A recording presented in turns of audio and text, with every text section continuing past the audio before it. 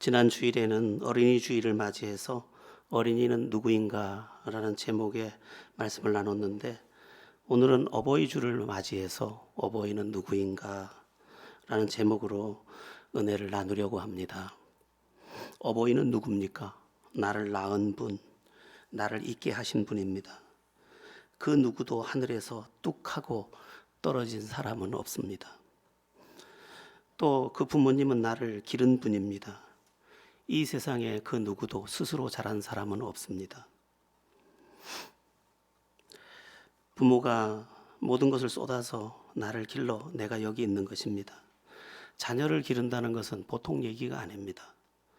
모든 것을 쏟아붓지 않으면 절대로 제대로 기를 수 없는 것이 자식입니다. 우리의 부모는 저절로 나를 기른 듯, 무심히 기른 듯 보이지만 절대로 그렇지 않습니다. 자식을 기르는 일은 매우 무거운 일입니다. 또한 그 무거움을 부모님은 사랑으로 감당해 주시는 분입니다.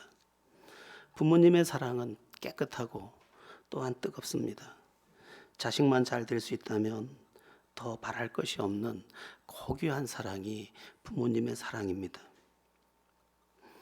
부모님의 수고는 사실 말로 다 할 수가 없습니다. 모든 것은 퇴근이 있지만 부모는 퇴근이 없습니다. 자식이 언제 요구해도 부모는 달려갑니다. 오늘 본문은 바로 그런 부모에게 두 가지를 행하라 그렇게 말씀하고 있습니다. 먼저 1절을 보면 자녀들아 주 안에서 너희 부모에게 순종하라 이것이 옳으니라 말씀합니다. 너희 부모에게 순종하는 것이 옳다고 했는데 여기 옳다는 말이 매우 중요합니다. 헬라어 원문의 뜻에 따르면 이 옳다라는 단어가 당연하다라는 단어로 되어 있습니다. 그러니까 내가 인간이라면 부모를 공경하고 따르는 것이 지극히 당연하다는 것입니다. 여러분, 이 말을 잘 기억하십시오. 이 말이 매우 중요합니다. 여러분, 당연하다 이 말이 무슨 뜻입니까? 이게 중요한데 행복이 바로 여기에 담겨 있다는 것입니다. 여러분, 불행이 뭔지 아십니까? 당연한 것이 안 되면 불행한 것입니다. 부부간에 서로 사랑하는 것이 당연한데 그 당연한 것이 안 되면 불행한 것입니다. 반대로 부부가 서로 사랑하는 것이 당연한데 그 당연한 것이 되면 행복한 것입니다. 부모 자식 지간에도 똑같습니다. 서로 사랑하고 존중하는 것이 당연한데 그것이 안 되면 부모 자식 간에 불행한 것이고 그것이 되면 행복한 것입니다. 사람들은 착각을 합니다. 뭔가 특별한 것이 있어야 행복한 것처럼. 절대로 그렇지 않습니다. 특별한 것은 사실 없어도 됩니다. 큼지막한 다이아몬드가 손에 없어도 됩니다. 명품 백 없어도 됩니다. 행복과 관계가 별로 없습니다. 그러나 당연한 것은 있어야 합니다. 부부간의 사랑도 있어야 하고 부모 자식 간의 친밀함이 있어야 합니다. 참고가 될 만한 말씀이라서 참고 구절로 올려놨는데 우리 다 함께 전도서 3장 12절에서 13절을 읽어보겠습니다. 함께 합독합니다. 사람들이 사는 동안에 기뻐하며 선을 행하는 것보다 더 나은 것이 없는 줄을 내가 알았고 사람마다 먹고 마시는 것과 수고함으로 낙을 누리는 그것이 하나님의 선물인 줄을 또한 알았도다. 아멘. 선한 일을 기뻐하고 먹고 마시고 수고하는 것 그리고 낙을 누리는 것 그것이 가장 큰 행복이더라는 것입니다. 사람들은 엄청난 것 속에 행복이 있는 것으로 착각하지만 그렇지 않습니다. 한 끼에 따뜻한 밥, 사랑하는 사람과 여유롭게 걷는 산책, 가족과 함께 마주보고 웃는 것 그런 것이 행복입니다. 그러니까 당연해 보이는 가족사랑, 당연해 보이는 부부간의 오손도손한 사랑, 또 부모 자식 간에 서로 인정해주고 서로 품어주는 그 존중들, 거기에 행복이 있다라는 것입니다. 그러니까 행복, 불행 이것은 당연한 것에서 갈라지는 것입니다. 여러분, 부부간에도 말이 차가우면 불행합니다. 말이 따뜻하면 행복합니다. 엄청난 것이 필요한 것이 아닙니다. 그러니까 당연한 것이 우리 안에 제대로 될 때 우리는 행복을 누리는데 부모 공경이 바로 그거라는 거예요. 부모 공경할 정도의 사람, 부모에게 순종할 정도의 사람, 그 사람은 당연한 것을 하고 있기 때문에 당연히 누릴 행복을 누릴 사람이라는 것입니다. 어떤 부인이 나는 행복하다라고 고백해서 왜 행복하냐고 물었더니 남편이 자기에게 따뜻하고 자식들은 자기 말을 잘 들어준다는 것입니다.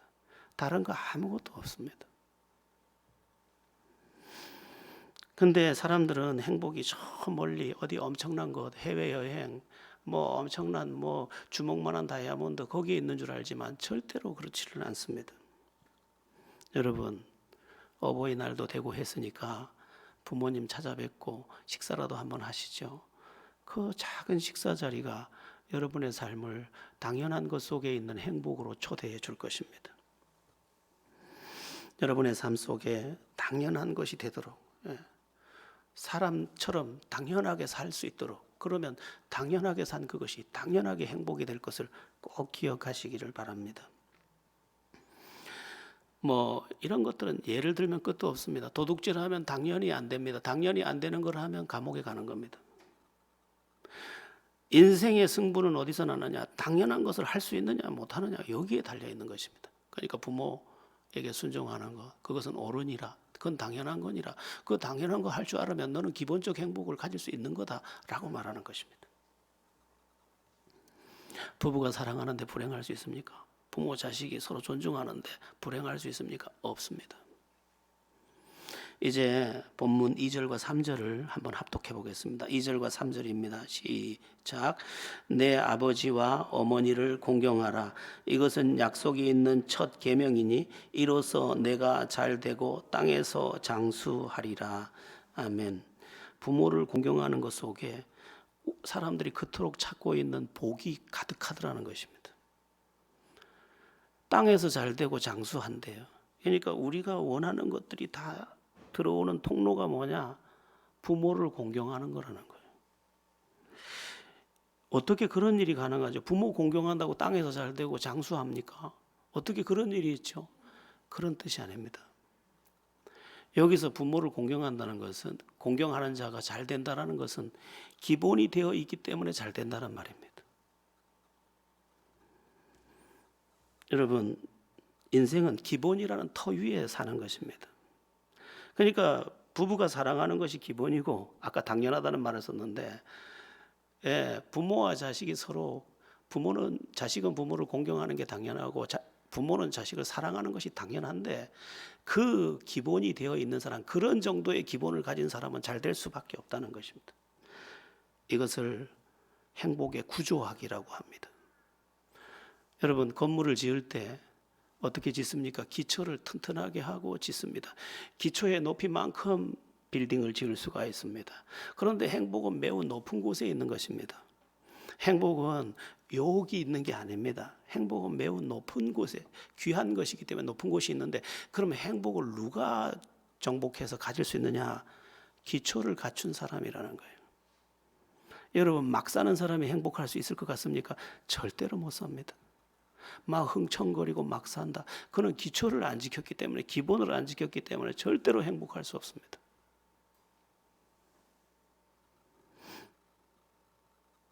안타깝게도 오늘날의 젊은이들은 행복과 거리가 먼 삶을 살고 있습니다. 부모를 무시하고 자기 욕심만을 챙기려고 합니다. 돈만 있으면 행복할 것 같고 자기들끼리만 잘 지내면 행복할 것 같아서 그냥 그렇게 사는데 아니라는 거예요. 기초가 안 돼 있다는 거예요. 부모를 공경할 정도의 기본도 안 돼 있는데 네가 행복의 집을 지을 수 있겠느냐? 안 된다는 거예요. 요즘 제가 자주 말씀드리는데, 여러분, 나를 위해 사는 것은 쉬운 일이 아닙니다. 나를 위해 살기 위해서는 기본을 지켜야 합니다. 최소한. 여러분, 예의를 지킨다. 그러면 존중을 받습니다. 기본을 지켰기 때문입니다. 기본을 안 지킨다. 다음 주가 교사주인데 선생이면 선생이지, 이런 기본도 안 지키는 사람, 부모면 부모지, 기본도 안 지키는 사람은 절대로 행복의 집을 지을 수가 없습니다.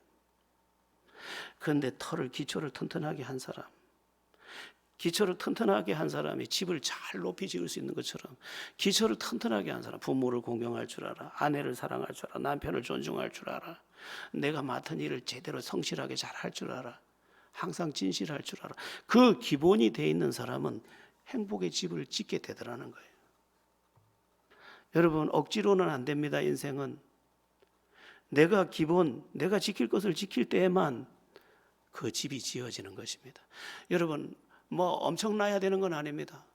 단지 내가 내 본분에, 내 기본에 충실했을 뿐인데 나중에 보니까 모든 게 다 좋은 것들이 내 안에 들어와 있더라는 것입니다.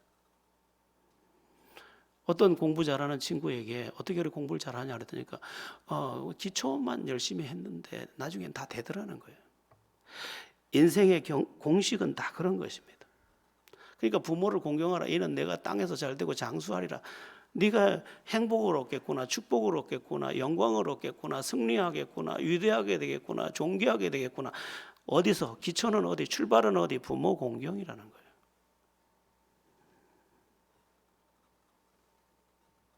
여러분, 부모 공경 그건 특별한 것도 아니고, 부모 공경 그거는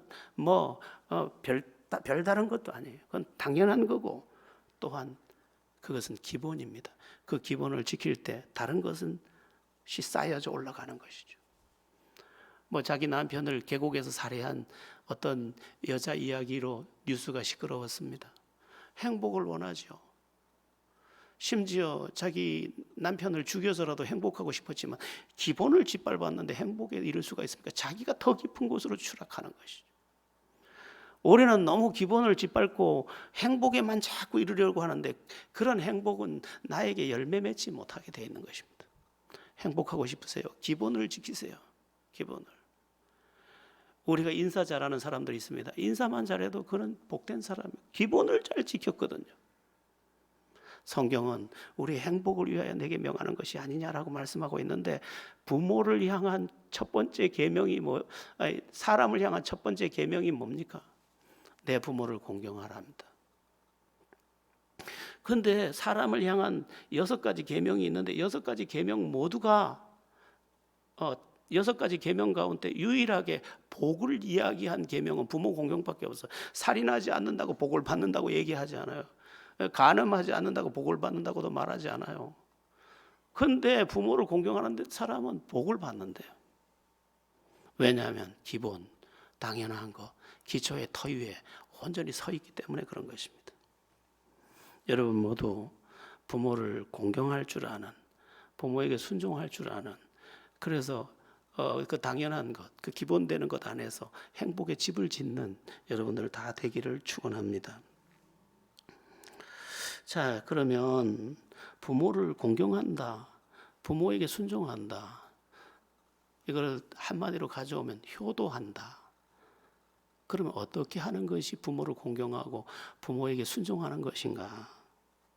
몇 가지 말씀드리겠습니다.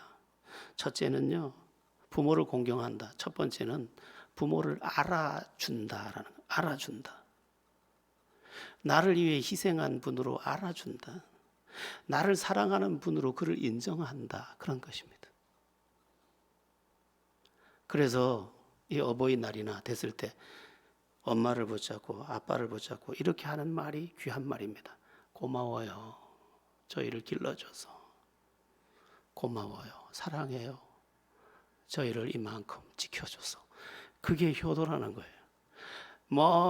갈비짝을 사들고 가고 그거는 그냥 그건 부수적인 거예요. 제일 중요한 건 뭐야? 내 마음이 진짜 내 부모님의 수고를 인정하는 것입니다.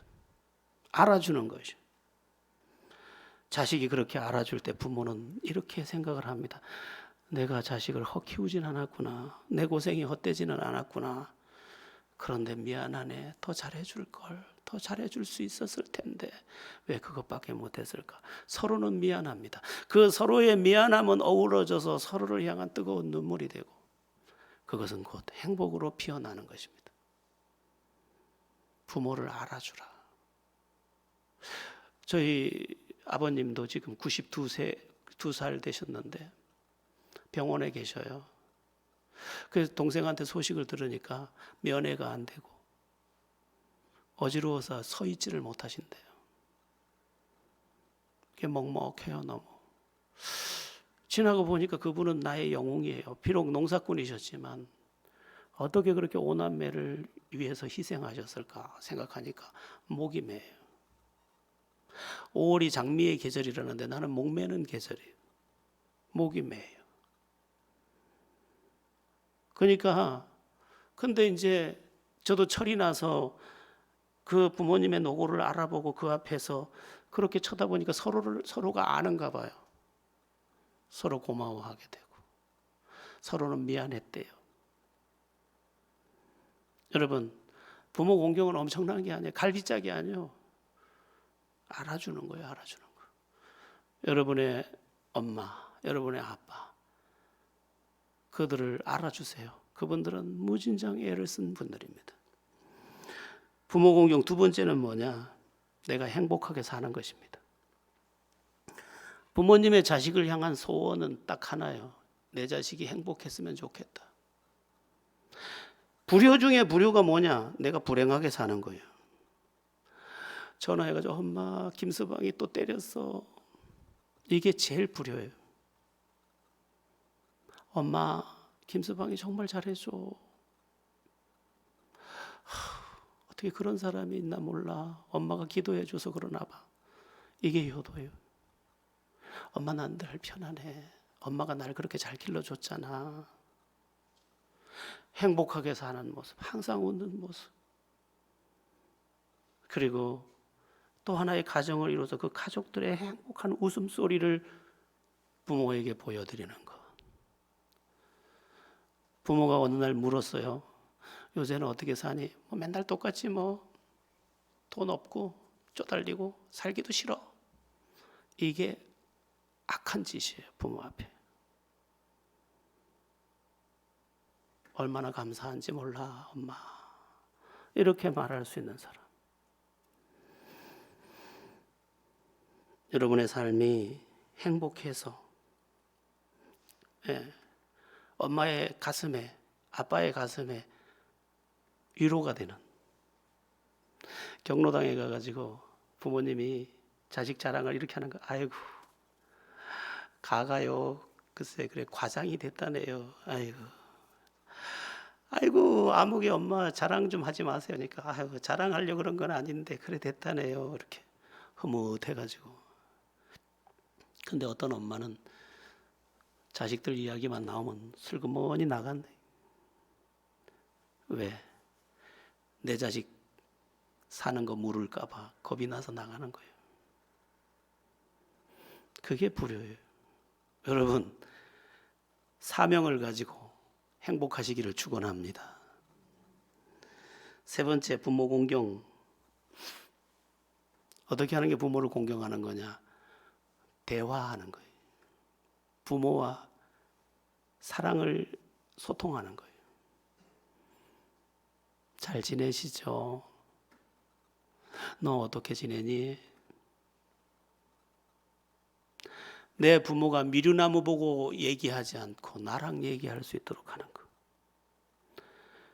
어떤 미국의 이민 간 자식 집에 어떤 엄마가 가서 그 손주들 봐주다가 그만 이제 나이가 들어서 요양원에 갔는데 자식들이 바쁘다고 안 찾아오는데 하루는 밖에 나가서 큰 나무, 미국의 나무도 크잖아요.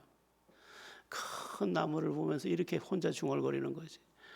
아이고 니는 몇 살이냐. 고생이 많았겠구나. 아이고 봄이 오니까 잎사귀가 나서 좋기는 하겠다. 아무도 말할 상대가 없으니까 나무 보고 이야기하는 거예요. 자식이 바쁜 건 사실이에요. 그러나 대화를 해본 적이 없어. 요양원 직원이라고 와봐야 기저귀 확인하고 엉덩이 툭 때리고 지나가고. 엄마는 그만 내가 산 것이 죄 같아서 지금 살아있는 게 자식한테 짐인 것 같아서 매일 소원하기를 빨리 죽으면 될 텐데. 살고 싶은 게 본성인데도 그만 고개를 떨구고 마는 거죠. 여러분 부모님과 대화하세요. 스킨십도 대화입니다. 손을 만져드리는 거, 등을 쓰다듬어 드리는 거, 몸을 기대해 주는 거. 사람은 아이들을 보면 어렸을 때 이렇게 쓰다듬어서 재우잖아요.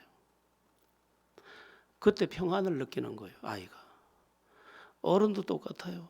어른도 쓰다듬어 줘야 돼요. 여러분, 아이가 늙은 거지 늙은이가 태어난 적은 없잖아요. 그래서 우리 엄마, 우리 아빠하고 쓰다듬는 거예요. 네. 이 스킨십이 몸의 소통을 이루어요. 그리고 고마움을 주고받게 해요. 남자가 남자를 쓰다듬기가 힘들잖아요. 아들이 아버지 쓰다듬기가 힘들어요. 근데 저는 조금 잘 쓰다듬어요. 은혜를 일찍 받았으니까. 그래, 이렇게 하면 아주 멋쩍어 하시다가 이제는 아예 몸을 맡기고 손을 맡기고 계셔요. 그러면 영혼이 치유가 돼요. 그 삭막한 90년이 넘는 세월도 이 손 몇 번 만져드렸는데 그게 다예요. 다 해소가 된다니까. 오늘 어버이날인데 부모님에 가서 손이라도 만져드리세요. 예. 제일 나쁜 선물, 돈 5만 원, 10만 원 보내놓고 그냥 입 싹 닫고 있는 거. 어머니 돈 보내놨어요, 알았죠? 이렇게. 그것도 안 보내는 사람도 많긴 하지만 우리가 얼마나 쌍놈들인지 몰라요.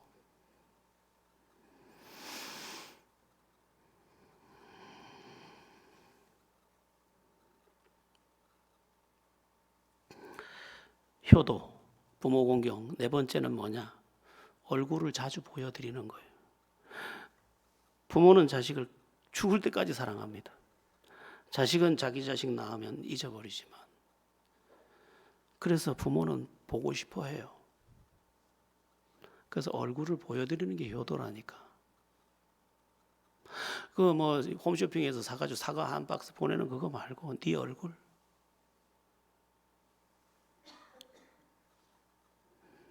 그리고 눈을 마주치고, 그리고 가끔씩 해주는 제잘거리는 그 음성. 그게 효도예요. 요즘 젊은 세대들이 부모를 함부로 대하면서 자기 자식에게 지나치게 힘을 쓰는데 다 헛된 거예요. 그러고 나면 자기도 버림받는 거예요. 미국이나 호주 같은 데 그렇잖아요. 우리가 미국에서 들은 얘기가 뭡니까? 예. 어떤 아버지가 아들한테 전화를 했대요. 아들한테 전화를 걸었더니 아들이 왜요 아버지? 이렇게 물었겠죠. 그러니까 그냥 걸었다. 그러고 뚝 끊는 거예요. 왜냐하면 받는 목소리를 들으니까 너무 바쁜 것 같으니까 그만 뚝 끊었는데 그날 저녁에 돌아가셨다는 연락을 받았대요. 그게 마지막. 아들하고 한번 통화 한번 해보고 싶었는데 바쁜 듯하니까 그만. 그래. 그리고 끊은 거죠. 그러고는 목숨도 끊어져 버린 거죠. 얼마나 슬픈 이야기입니까? 여러분, 부모를 순종하고 부모를 공경하세요. 못된 자식 되지 마세요. 그 사람은 당연한 것을 짓밟았기 때문에 행복에 이르지 못하고 기본을 버렸기 때문에 행복의 탑을 쌓지 못합니다. 성경은 진리예요. 진리 그대로 된다 이 말이에요. 그래서 여러분들 모두가 효도, 효자, 효녀 되기를 축원합니다. 한 가지만 더 말씀드리고 마칠게요. 중요한 이야기라서 이 이야기를 뺄 수가 없었어요. 그 한 가지 더 할 얘기가 뭐냐면 이 세상에 완전한 부모는 한 사람도 없다라는 것입니다. 간혹 우리 부모는 존중할 만하지 못해요. 이런 사람들이 있어요. 그러면 안 됩니다. 어디가 부족해도 인간은 다 부족합니다. 그러나 알아주십시오. 그 부모에게 자식을 향한 사랑은 그것이 최선이었다는 것을. 여기 학생들이 있고 청년들이 있는데 이 세상에 못난 부모는 없습니다. 학생 여러분, 청년 여러분, 여러분, 제가 이 말을 정리하다 보니까 이런 생각이 들었어요. 장애를 가진 부모가 나를 길렀다면 더욱 훌륭한 일입니다. 왜? 정상적인 몸으로 길러도 힘든 자식을 그 불편한 몸으로 길러냈으니 얼마나 대단한 것입니까? 또 순탄하지 못한 상황에서 나를 기른 부모가 있다면 그는 더 훌륭한 사람입니다. 왜? 순탄한 가운데서도 자식을 기르는 것이 쉽지 않은데 순탄하지 않은 가운데서 길러냈기 때문입니다. 이 땅에 존재하는 모든 부모는 존중받아야 되는 이유들입니다. 여러분의 부모가 키가 작으신가요? 또 못생겼나요? 공부를 못했다고요? 그래도 훌륭한 분들이, 그래도 존중하셔야 합니다. 그 형편없는 어려움 중에도 자기 생애, 자기 첫 영혼을 쏟아붓고 있는 분들이니까. 여러분, 성경은 말씀해요. 부모에게 순종하는 것이 옳으니라. 네 부모를 공경하라. 이는 내가 땅에서 잘 되고 장수하리라. 잘 되는 길이 여기 있다. 부모 무시하고 네가 부모라는 이 계단을 뛰어서 올라갈 곳은 없다.